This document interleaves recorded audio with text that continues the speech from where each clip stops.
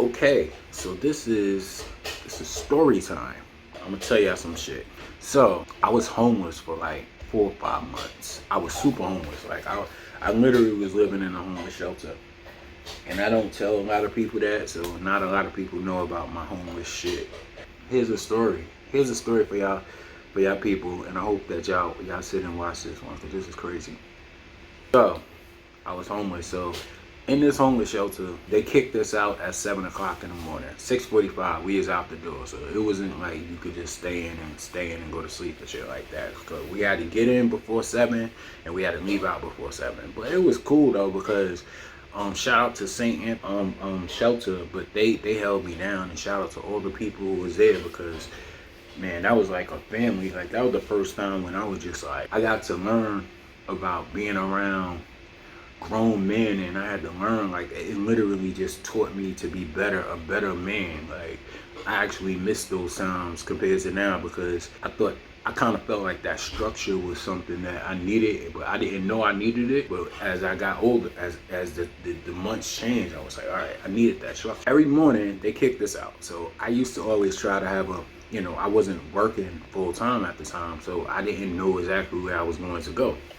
So I used to have this thing where I used to just go to the Dunkin' Donut, because there was a Dunkin' Donuts like right down the block. So I used to just sit in the Dunkin' Donuts and play on my phone and chill and shit. Because it was 7 o'clock in the morning. Like, what the fuck are you going to do at 7 o'clock in the morning? It was not much to do. Like, I literally had to figure out a game plan and shit.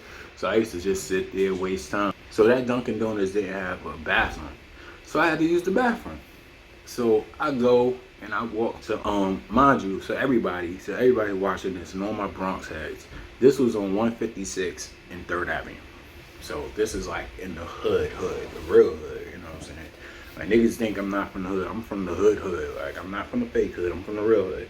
So I had to use the bathroom one morning, because I sat there, I used to always get my little everybody know y'all get your little 2 for 2 wraps at Dunkin' Donuts. So that used to be my morning routine. I sit there with my 2 for 2 wraps, and I probably eat like a Pop-Tart and shit like that.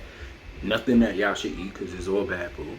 So I walked down to 149th and 3rd. I'm gonna say that, yeah, 149th and 3rd, and I had to go to the bathroom because my stomach is stupid. Sometimes I had to go use the bathroom. I go to the bathroom. Well, I go inside the McDonald's.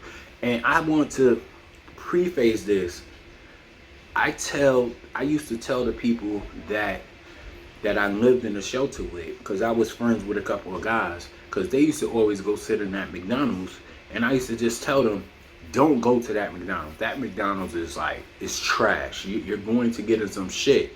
So I always say, don't go there. Don't go there. And so a couple of the guys was like, yo, Sean, I'm glad you told me. Like, nah, I'll go find someplace else to sit. I don't want to sit. Because I said, anything around 149th and 3rd is just a death trap.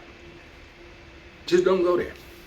Because that's one of the main reasons why I motivated myself to get the fuck out of there, because I didn't want to be in that area. I knew that area was trash. Like that's an area that even the hoodest niggas can't really navigate and move through. So whatever, right? Long story short, or short story long, I go to the McDonald's, right? It was like 9 o'clock in the morning. So mommy was like, the Spanish woman who was cleaning up the McDonald's there, she was mopping and shit like that, and she was just like, yo, there's somebody in the bathroom, you just gonna have to wait. So I'm like, all right, cool, I'm chilling, I'm waiting. I know I have to go, but I know that I can't go at this particular time, but I'm waiting. And so like two women come up behind me, because I knock on the door. I'm like, yo, like, what the fuck?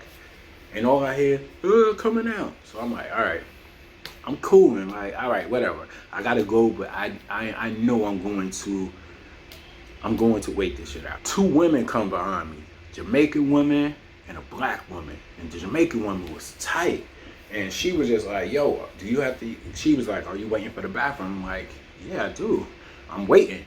And so they go over there and they go talk to the Spanish, the cleanup woman, and she was just like, yo, this man is in here, they in there, they doing, she just do something like this. She was like, they doing drugs. They doing drugs, Poppy. Yeah, they doing drugs. So I was just like, where the fuck? All right, whatever.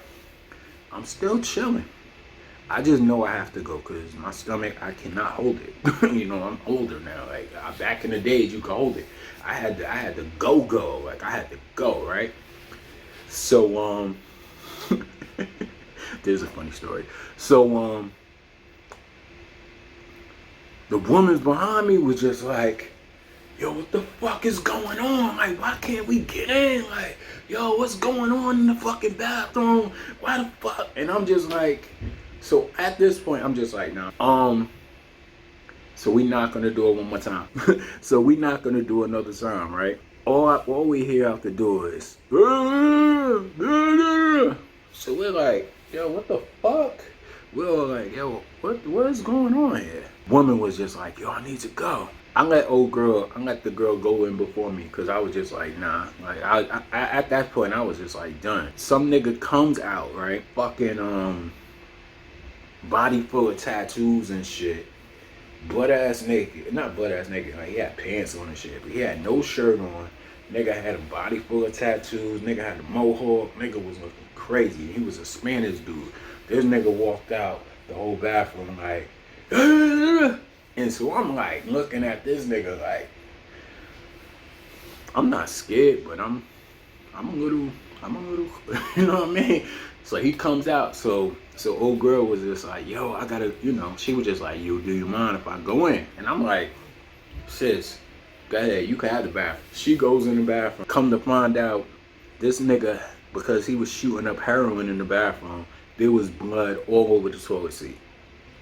Everywhere. It was blood everywhere. And she was just like, oh, hell no. And she walked out.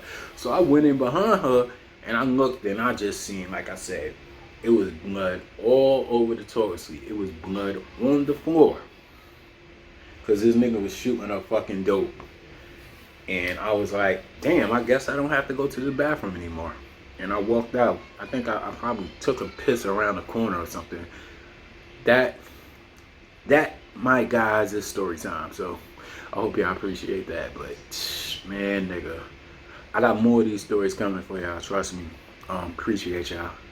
MOGUL BLOG.